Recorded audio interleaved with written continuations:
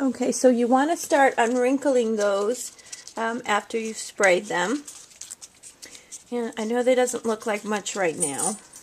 And there are lots and lots of different ways to make some flowers. I think this is an easy one. Okay, so I've unwrinkled these, and what you want to do is start poking holes in the center there, because you're going to put a brad, and it can be any size brad. As you can see, you can cover it up so that the color doesn't even show. So if you wanted to show, you can have it show. I'm just going to take a silver one here because I think this would be a good Christmassy, winter snow kind of a look. I'm just going to poke a hole in all of these and kind of start stacking them. So you get the idea there. Now I'm not being really careful about which is the center, so that they're going to be a little off, and that's okay. I think that makes the flower work even better, to have them not exactly perfectly lined up in the middle.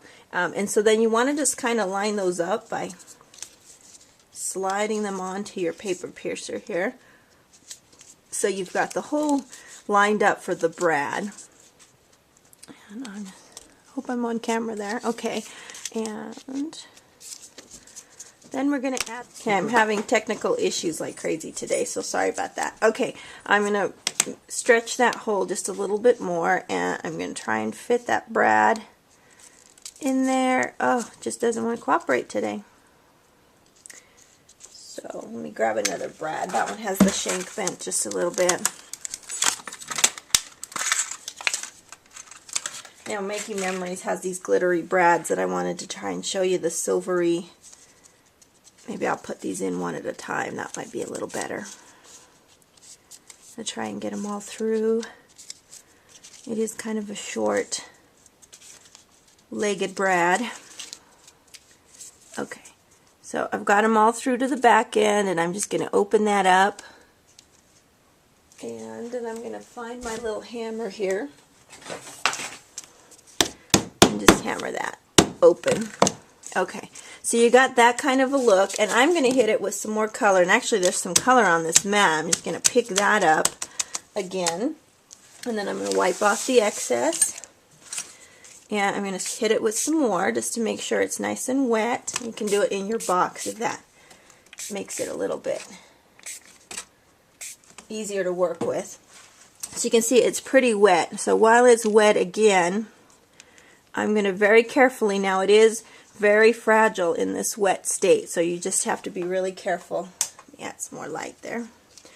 I'm going to wrinkle them up and make a cone shape around that brad. You see? You're just kind of cupping it like you would see a tulip maybe, or bud. You're going to take each piece and just bring that up into a cone shape. And I'm just going to smash them as I get closer. Just kind of bunch that in nice and tight. So I'm going to keep just doing that. And what you can do if you want to add some more color just on the in-between layers is hit it again with some more glimmer, and that way you have the underside getting some color as well. And I'm just going to keep on squeezing that nice and tight till you wind up with what looks to me like a really tight carnation or rose. And I'm just going to run that through what's on the mat in color. And then what you want to do is hit a little bit of heat on this. Not much, you're not going to get it all the way dry, but just a little bit to start getting the product stiffened a little bit. Okay, you can see that's not a whole lot. You're going to start bringing this out carefully into the flower shape that works the best for you. And I know a lot of us don't want to put really bulky things either on our cards or on our scrapbook pages. So you want to flatten this out as much as you're comfortable using. Okay, and so this one's kind of tight. You can go looser with it if you'd like. Just being careful not to rip the paper, not to smash the petals. It's still pretty wet, so it's very pliable. Now, if you wanted to keep the brad covered, say like this one was a blue brad, I didn't want that to show, you would just keep the centered pretty much closed, and you won't even see the brad. But if you want to see it, you can open that up, And I want to see it in this case because I'm going to put this on a blue and silver snowman project that I'm going to show you in a while. Not on this video, but on another video. So I want to open that up, get it kind of flat, and if you want to add glitter, you can add glitter. If you want to add stickles to the edges, you would go back in and add stickles. I happen to have this icicle stickles handy, and I'm going to just pull these apart a little more, and I'm just going to add some stickles to the edges, and I'm not going to be that careful. I'm just going to put my finger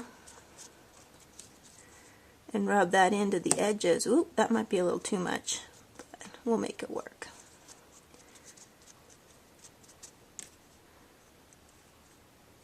Okay, so I'm just going to kind of loosely rub that in, and I hope you're getting the effect of how pretty this is starting to look. It's a really glittery, light hint of blue, raindrop special flower, which I think is just beautiful. Now you'll just set that aside to dry. When it does dry, and I hope you can hear how stiff that is, it does dry really stiff and solid, keeps its shape. So there's another one. This is a poinsettia shape that I created also on my gypsy, and what you do for that one, I'll just show you here quickly.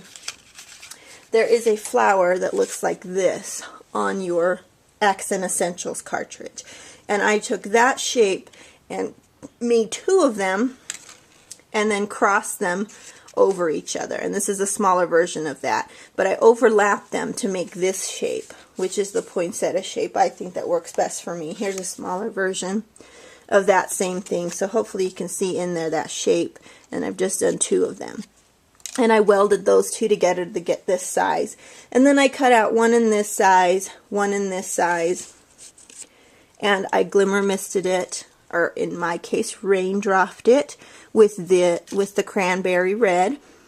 And I'm a messy scrapbooker, can you tell? Okay, and then what I'm going to do is the other really neat thing that you can do with this glimmery spray is also brush it on.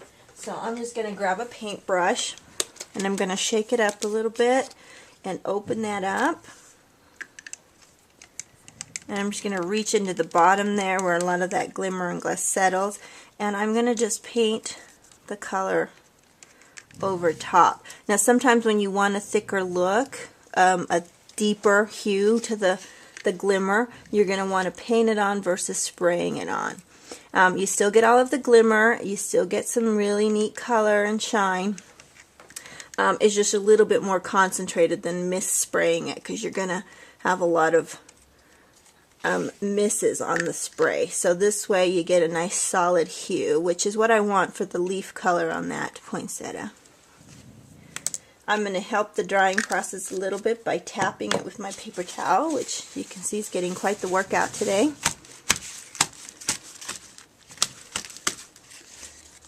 Okay, and then that is the piece that I'm going to use on another project that I will be sharing with you shortly.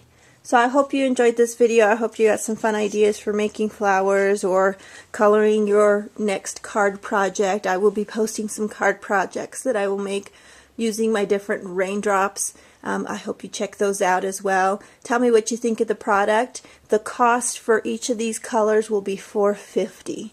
So a big savings. I think it's a 30% savings off what we're paying now for Glimmer Mist. So let me know what you think, and I hope some of you will be interested in ordering. You can pay with cash if you live in my area, or with credit card on PayPal, just using my email address. But all of that information is on my website, www.